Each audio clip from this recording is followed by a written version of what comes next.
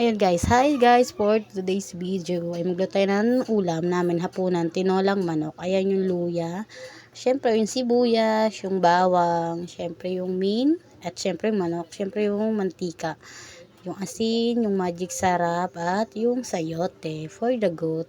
Ay takpagpainit na ako dyan ng kaserola. Ayan, lagyan natin yung luya, tapos parang pagbabrownihin lang natin ng konti yung luya, tsaka natin ilalagay yung sibuyas at saka bawang. Ayan guys. Ayan.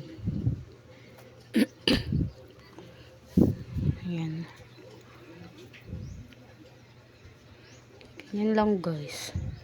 Diba? Simple luto lang man to. Alam kong easy sa inyo to lahat.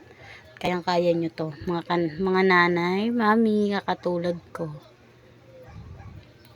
Ayan, halo-halo hanggang sa maging golden brown. Yun pala yung tama doon, golden brown. Ewan ko ba? Ayan guys, tapos lagyan natin yung sibuyas.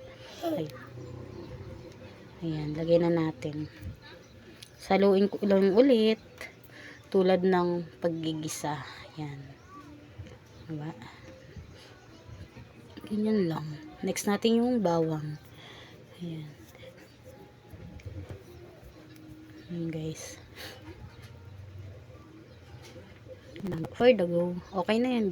Ganyan siya guys. Hinalo ko siya pag ganyan. Parang magiging brown na siya pare-parehas. Ayan.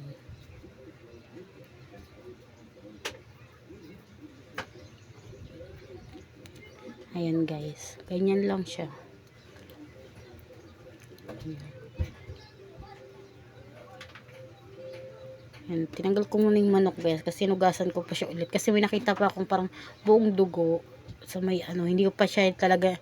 Hindi ko pala na-check ng maayos. Kaya yun. Hinugasan natin siya ulit. Ayan.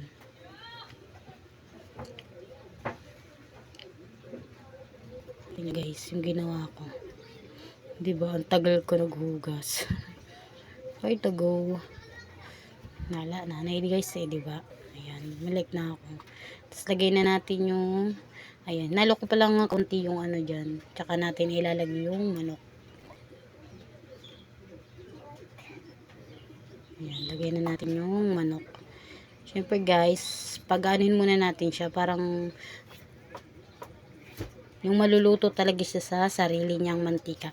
Tapos maglasa din yung bawang, luya at sibuyas doon sa karne para matanggal din yung langsa nung ano, manok. Ayan guys.